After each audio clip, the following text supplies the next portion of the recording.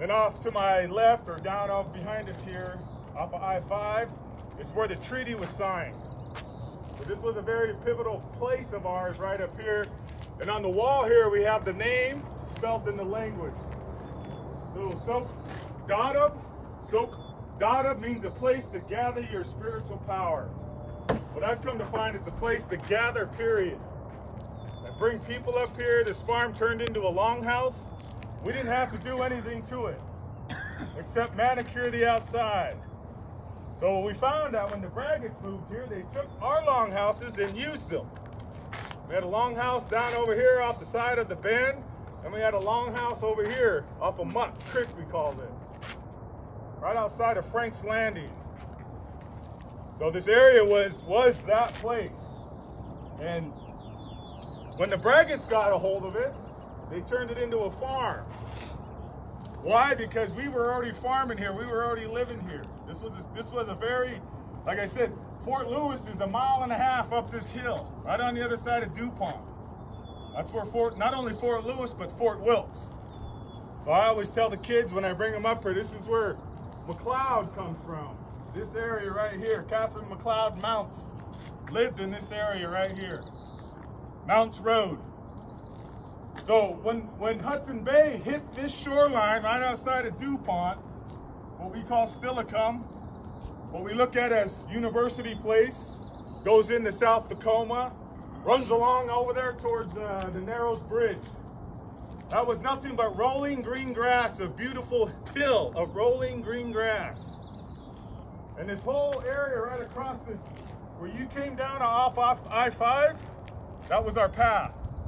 Off to 18, that got over the hill towards Muckleshoot, where the villages were, where the mountain villages were.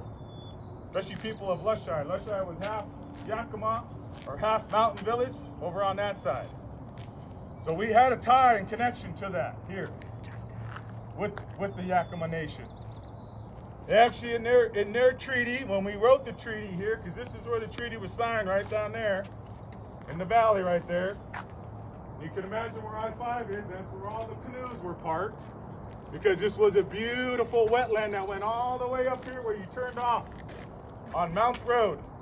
That's how high the wetland went. Wrapped around this beautiful hill like this all the way around right here.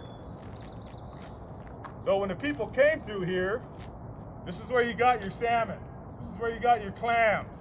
It's where you got your water, especially when you're traveling. So if you look at that hill right there, that's a point of ours. That's where Centralia has their power plant, where they found coal in the side of the hill. That's the end of the glacier right there, before it hooked around up the valley right here towards the mountain. So here, our name, I've always been saying this for years. Grandpa Billy Frank was 87 when he started talking about the mountain, and we recorded him talking on the language. We spoke 16 different dialects in this area. 29 villages. The story is Tacoma, which where you get Tacoma. Tacoma. Tacoma means don't forget the water. She come from the Olympics. Now if I take you on the side hill, you'll see the Olympics. And at a time where she knew they were crowded, so she moved. She moved right where she is today. We turn around looking, you can see her standing up there. She cut this whole valley right here for us. And I call her, she, a woman who gives life. That's what she brought here, life for our people. Put us in charge of the river. Told us, don't forget about the water. Your people come back to this water. She wasn't just talking about us, she was talking about the salmon. That was our goal, that was our job. There's a poster in there when you grab it. It says, whatever the future holds, do not forget who you are.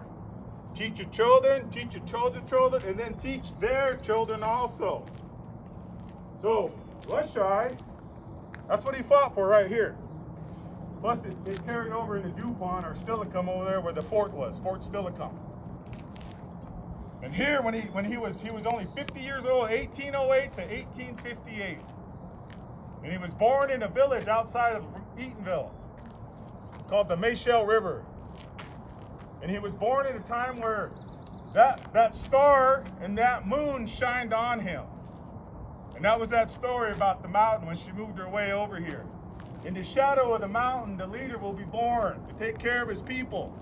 And that's what he did. Sacrificed his life for us. To continue not only the work, but that's what he said. But then it says, teach them the pride of a great people. So in all that history you hear about Lushai, that's what he wanted in this area. Especially just for us to be a part of, be with the settlers who moved into this area. Article 1, and I know Bill's going to be talking about this, and we will talk about this stuff, but I like the way, because it talks about how we cede and we conveyed all of our land to the United States government. But we wanted to hunt, fish, and gather in our usual and accustomed territory. And that was the fight then, which ensued in 1960 for our fishing rights. But not only my uncle, but my grandfather and about 3 other my uncles. So I'm grateful that Jennifer set this up. I'm just a tool, I call it. Keep the wheel going, keep the machine running. I've dedicated the last 15 years working with teachers. I'm not a teacher, I'm not an educator. I didn't go to school.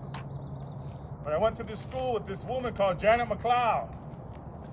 Her name was Yetzi Blue, she who speaks her mind. That's what she taught me.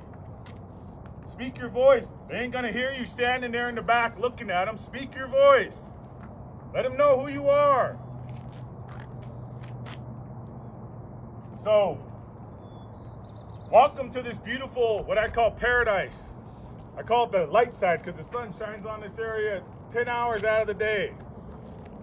Everywhere else, we're all stuck in the building and stuck in a classroom. You know, and I'm grateful for the partnerships that I have. The individuals who work with me, you're going to hear them today talking. Everybody getting up going to talk. We all work together in one area. Not only to protect the salmon, but to educate these young ones about what we're doing, about what has been here. Because again, when we showed up here, and real quick, when we showed up here, like I said, this area, when she cut through here 10,000 years ago, we have this is the center of the universe right here, we call it. Uncle David Trout, Department of Natural Resources, and it's true from my studies. From when the Canadian Glacier and the Cascade Glacier melted, it opened up a hole right in the center. And we walked into this valley right here. This is where we started living 10,000 years ago, if not longer. They found artifacts in the Yelm Creek Prairie area that date back 6,800 years ago. And there were obsidian flakes from the Idaho panhandle, which then showed you that when they came over here, there was already a high cliff. They made their way down through the Yelm Prairie, through the Yelm Creek. You get on the back side of that area there's a 150-foot drop down to the river where the glacier cut through, or where the glacier was all the way out here, and then where it is today back there. So I'm going to shut up, and I don't know if Jennifer or